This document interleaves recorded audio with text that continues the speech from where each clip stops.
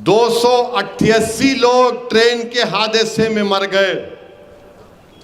हमारे prime minister भी पहुंच गए, मगर कैसे हादसा हुआ वो मरने वाले नहीं मालूम किस किस के भाई बहन थे।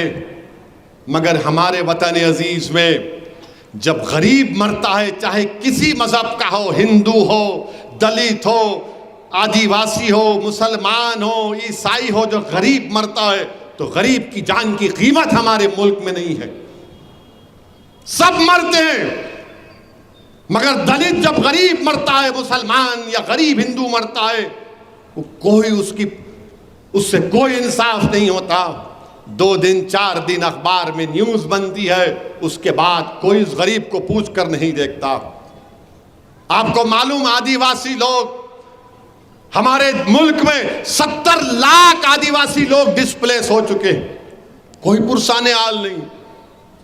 288 लोग मर गए, इसका ले लो, मौज बनाओ, मगर कैसे मरे उसका जवाब कौन देगा? क्यों मरे उसका जवाब कौन देगा? क्या वजीर आजम के जाने से इंसाफ हो जाएगा? अब सीबीआई को दे दिया आप।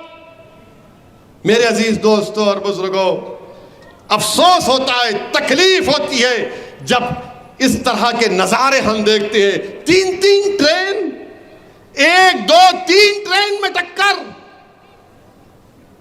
और विश्व गुरु की बात नरेंद्र मोदी करते हैं।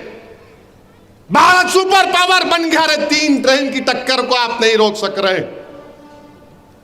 मुझे मालूम कि आज की तकरीर के बाद बहुत तकलीफ होगी बीजेपी वालों के पेट में, मगर सच्चाई को बयान कर रहा हूं।